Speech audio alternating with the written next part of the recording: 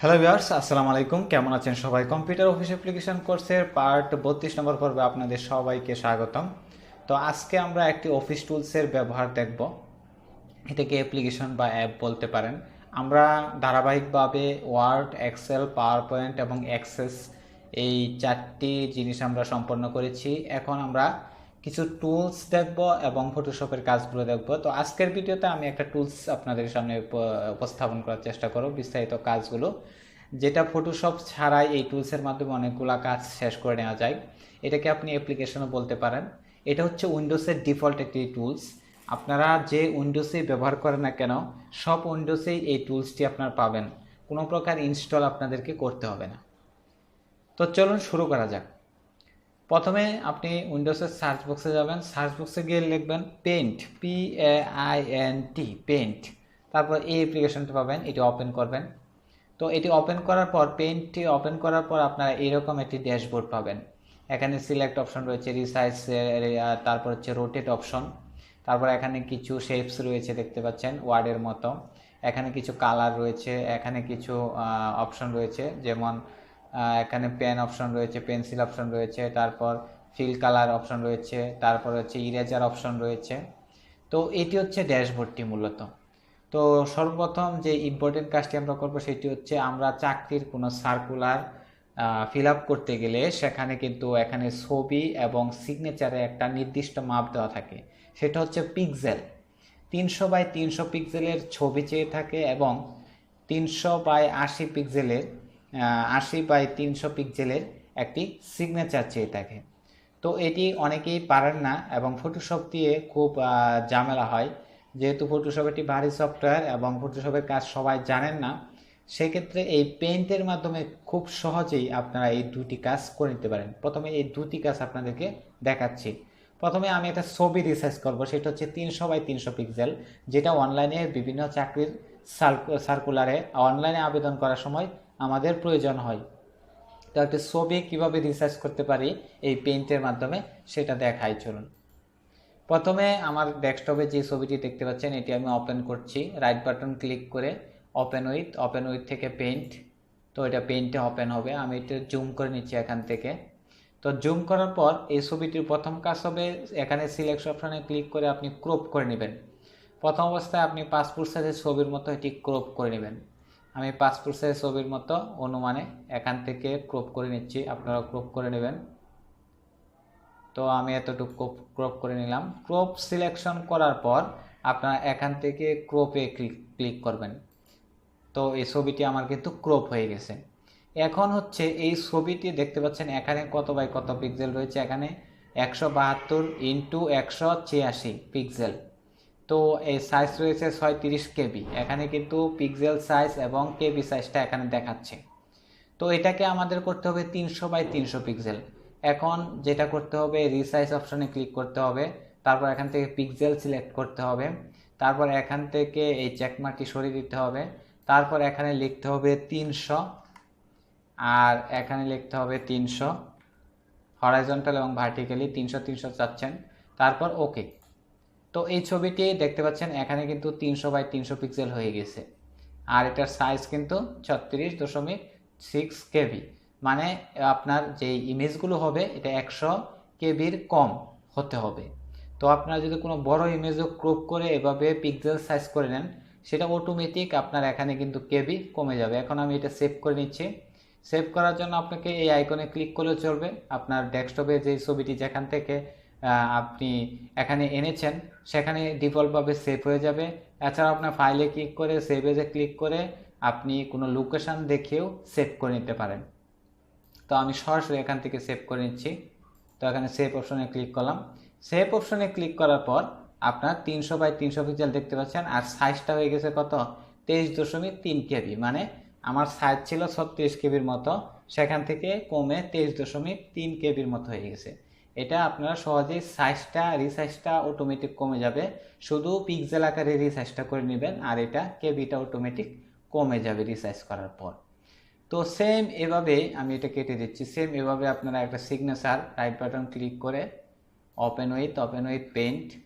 তো এখান থেকে সিগনেচারের মাপ যেটি হচ্ছে, প্রথমে এটাকে একটু ক্রপ করে নিচ্ছি। তারপর ক্রপ অপশনে ক্লিক দিবেন, তারপর এখান থেকে রিসাইজ পিক্সেল অপশনে ক্লিক করবেন, এখান থেকে চেকমার্ক সরিয়ে দিবেন। তারপর এখানে আপনার 300/80 300/80 ওকে দিলে আপনার সিগনেচারটি কিন্তু 300/80 হয়ে গেছে। অরিজিনালটি ছিল কত 403/173, সেটা কিন্তু 300/80 হয়ে গেছে। এখন যদি সেভ অপশনে ক্লিক করি এই অপশনটি কিন্তু চলে যাবে। তো সেভ অপশনে ক্লিক করলাম, এখানে দেখতে পাচ্ছেন 300/80 পিক্সেল এবং এটার সাইজ হচ্ছে 5 KB। তো এভাবে সহজে ছবি এবং সিগনেচারগুলো আপনার প্রয়োজন মতো পিক্সেলে আপনি নিয়ে নিতে পারবেন। তো এখন আমি একটি ছবি আবারও পেইন্টের মাধ্যমে ওপেন করছি, ওপেন উইথ পেইন্ট। তো পেইন্টের মাধ্যমে ওপেন করার পর অনেক সময় দেখা যায় যে আমাদের কিছু এরো কির মাধ্যমে কিছু দিক নির্দেশনা দিতে হয়, কিছু সিলেকশন করতে হয়। সেক্ষেত্রে এটা কোনো একটা ফাইল বা ডকুমেন্ট হতে পারতো। আমি একটা ছবি দিয়ে আপনাদেরকে দেখাচ্ছি, এখান থেকে স্যাম্পলগুলো কীভাবে ইউজ করবেন আর কি। তো এখান থেকে কোনো এরো চিহ্ন নিয়ে আপনারা যদি ড্র্যাগ অ্যান্ড ড্রপ করে মাউস দিয়ে এভাবে ধরেন তাহলে এটা কিন্তু এভাবে দেখা যাবে। তারপর এখান থেকে চাইলে আপনারা এটা ছোট বড় করে নিতে পারবেন। এভাবে যখন কর্নারে মাউস আনবেন তখন এটা এরো কি হয়ে যাবে, তখন এটাতে টেনে ধরে লেফট বাটন ক্লিক করে টেনে ধরে এটা কি ছোট বড় যে কোনো আকারে করে নিতে পারেন। এখানে যোগ চিহ্ন আসার পর আপনারা এটাকে অবশ্যই মুভ করতে পারবেন। মাঝখানে আনার পর মাউসটা যোগ চিহ্নের মতো আসবে একটা, তো এইভাবে এই তীর চিহ্নটাকে মুভ করতে পারেন।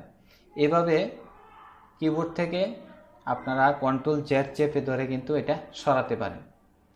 বিভিন্ন সিম্বল রয়েছে, বিভিন্ন সিম্বল এভাবে ইউজ করবেন। আর এখানে যে সাইজটা রয়েছে, এখানে যে কালারটি রয়েছে দেখতে পাচ্ছেন, এই কালারগুলো সিলেকশন করলে এখানে কালারটা সিলেক্ট হয়ে যাবে অটোমেটিক। তো আমি কালারটা সিলেকশন করতেছি, কালারটা কিন্তু অটোমেটিক সিলেক্ট হয়ে যাচ্ছে।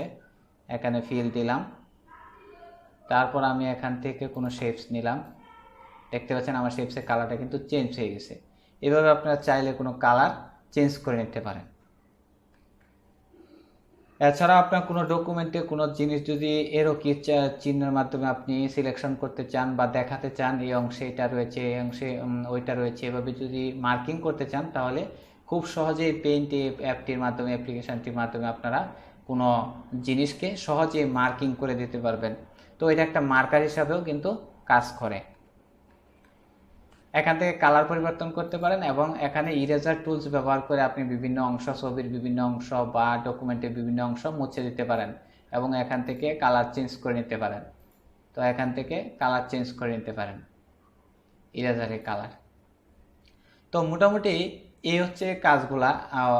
এখানে আরেকটা কাজ বাকি রয়েছে, সেটা হচ্ছে খুবই ইম্পর্টেন্ট, আমি বলে গিয়েছিলাম, সেটা হচ্ছে ট্যাক্স। ছবিতে কোনো ট্যাক্সের দরকার পড়লে এখানে যে এ অপশনটি রয়েছে, এখানে ক্লিক করলে ট্যাক্স অপশন আসবে এবং এখানে ক্লিক করলে ট্যাক্সের একটা বক্স চলে আসবে। এখানে আপনারা কোনো কিছু লিখতেও পারবেন, ছবিতে কোনো কিছু লিখতেও পারবেন। যেহেতু আমাদের ফ্রন্ট সাইজটি অনেক বেশি, আমি ফ্রন্ট সাইজটি একটু কমিয়ে দেওয়ার চেষ্টা করছি। তো আমরা এটা সিলেকশন করলাম, সিলেকশন করার পর এখান থেকে ফ্রন্ট সাইজটি একটু কমিয়ে দিলাম 20। তো দেখতে পাচ্ছেন এখানে কোনো কিছু আপনারা চাইলে কি লিখে নিতেও পারবেন। বক্সটি ছোট করে দিচ্ছি। চাইলে এখান থেকে কোনো ট্যাক্স বা কোনো ট্যাক্সে কোনো কিছু এডিট করতে পারেন এবং ইরেজার দিয়ে মুছতে পারেন কালার পরিবর্তন করে, এবং কোনো ট্যাক্স লিখতে পারেন কোনো ছবির উপরে বা কোনো ডকুমেন্টের উপরে। তো এই হচ্ছে মূলত। এখানে আরেকটি অপশন রয়েছে, সেটা হচ্ছে যেটি ইম্পর্টেন্ট একটি অপশন, সেটা হচ্ছে রোটেট। তো রোটেট অপশনে ক্লিক করলে আপনি ছবিটি রোটেট করতে পারবেন। এখানে অ্যাঙ্গেল দেওয়া রয়েছে, কত ডিগ্রি অ্যাঙ্গেলে কীভাবে আপনি ছবিটি ঘোরাতে যাচ্ছেন, এভাবে আপনি ছবিটি রোটেট করতে পারবেন। আমি এখানে জুম আউট করে দিলাম এখানে, তারপর রোটেট অপশনে ক্লিক করে ছবিটি আপনি যে কোনোভাবে রোটেট করে নিতে পারেন। তো এভাবে মূলত পেইন্ট টুলসটি খুব সহজেই কাজ করে এবং অনেকেই এইসব কাজগুলো করার জন্য ফটোশপ ইউজ করে থাকেন। আসলে হালকা যে কাজগুলো রয়েছে এগুলো করার জন্য ফটোশপ ইউজ করতে হয় না।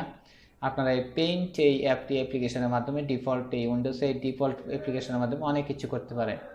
তো আপনারা এটা যদি খেয়াল করেন এখান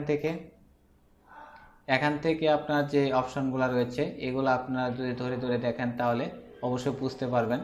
যে ভিডিওটা অনেক দীর্ঘ হয়ে যাচ্ছে এবং যেহেতু সহজ একটি অ্যাপ্লিকেশন, এটা আপনারা নিজে নিজে দেখে নিতে পারবেন, সেটা কোনো ব্যাপার না, ঘাটাঘাটি করে শিখে নিতে পারবেন। তারপরে যদি কোনো সমস্যা হয় তাহলে অবশ্যই কমেন্ট করে জানাবেন, আমি চেষ্টা করব আপনার কমেন্টের রিপ্লাই দেওয়ার জন্য। এছাড়াও আমাদের ফেসবুক গ্রুপ লিঙ্ক দেওয়া রয়েছে ডিসক্রিপশন বক্সে, এখান থেকে গ্রুপ লিঙ্কে আপনারা গিয়ে একটি পোস্ট করতে পারেন আপনার কোনো জায়গায় কোনো সমস্যা হয় কিনা, তাহলে আমি আমার সাধ্যমতো চেষ্টা করব আপনাদেরকে কমেন্টে রিপ্লাই দেওয়ার জন্য।